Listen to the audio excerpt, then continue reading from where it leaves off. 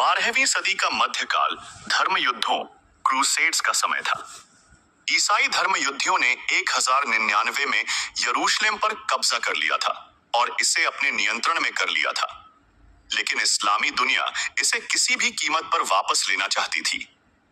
इसी प्रयास में सलाहुद्दीन अय्यूबी, जो उस समय मुस्लिम दुनिया के महानतम योद्धाओं में से एक थे, ने इस पवित्र भूमि को फिर से इस्लाम के अधीन करने का संकल्प लिया। यरूशलेम ईसाइयों और मुसलमानों दोनों के लिए एक पवित्र शहर था। 1099 में पहले क्रूसेड के दौरान ईसाइयों ने यरूशलेम पर कब्जा कर लिया था। इसके बाद उन्होंने यरूशलेम में क्रूसेडर्स राज्यों की स्थापना की, लेकिन मुस्लिम दुनिया इसे इस्लाम के अधीन वापस लाना चाहती थी। सलाहुद्दीन अय्यूबी ने इस लक्ष्य को पूरा करने का प्रण लिया और अपने शासन के दौरान यरूशलेम को वापस लेने के प्रयास शुरू कर दिए। क्रूसेडर्स के नेताओं, विशेष रूप से रेयोनाल्ड ऑफ चैटलन, ने मुस्लिम व्यापारियों और काफिलों पर लगातार हमले किए। उन्होंने मुस्लिम तीर्थयात्रियों के काफिलों को लूटा और उनकी हत्या की।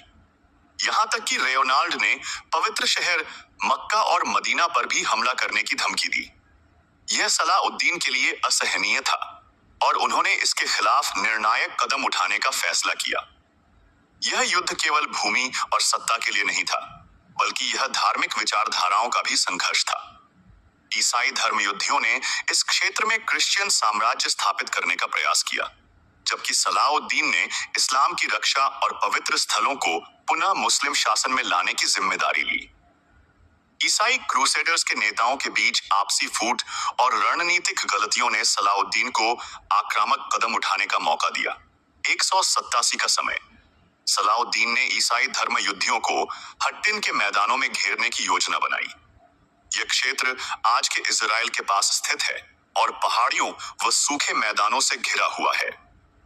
क्रूसेडर्स की विशाल सेना, जिसका नेतृत्व किंग गाई और रेयोनाल्ड ऑफ चैटलन कर रहे थे, सलाहुद्दीन की चाल को समझ नहीं पाई। सलाहुद्दीन ने उन्हें ऐसी जगह पर लड़ने के लिए मजबूर किया जहां पानी का अभाव था और भीषण गर्मी ने उनकी हालत खराब कर दी। सलाहुद्दीन ने अपनी सेना को पानी के स्रोतों के पास तैनात किया, जिससे क्रूसेडर्स प्यास से बेहाल हो गए। दूसरी तरफ सलाहुद्दीन ने सुबह बिस्बात-ए-फतेह के समय मैदान में धुआं फैलाया, जिससे क्रूसेडर्स और अधिक परेशान हो गए।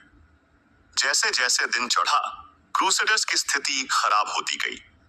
थके हुए और प्यासे सैनिकों को सलाहुद्दीन की कुशल रणनीति ने पूरी तरह बस से जकड़ लिया। सलाहुद्दीन ने अपनी सेना को चारों तरफ से क्रूसेडर्स पर हमला करने का आदेश दिया। उनके पास खाने और पीने का कोई साधन नहीं बचा था। क्रूसेडर्स की सेना ने साहस के साथ लड़ाई की, लेकिन अंत में थकावट और प्यास ने उन्हें हार मानने पर मजबूर कर दिया। सलाहुद्दीन ने क्रूसेडर्स के प्रमुख नेता रेयोनाल्ड ऑफ चैटलन को मौत के घाट उतार दिया और किंग गाई को कैद कर लिया। हट्टिन की लड़ाई के बाद सलाहुद्दीन ने बिना रुके यरूशलेम की ओर कूच किया। कुछ ही महीनों में उन्होंने यरूशलेम पर कब्जा कर लिया और इसे इस्लामी शासन के अधीन कर लिया। हट्टिन की लड़ाई न केवल एक सैन्य जीत थी, बल्कि यह सलाहुद्दीन की रणनीति, वीरता और दयालुता का प्रतीक भी थी। उन्होंने हारने वालों के साथ सहानुभूति दिखाई और यरूशलेम में धार्मिक स्थलों को संरक्षित रखा।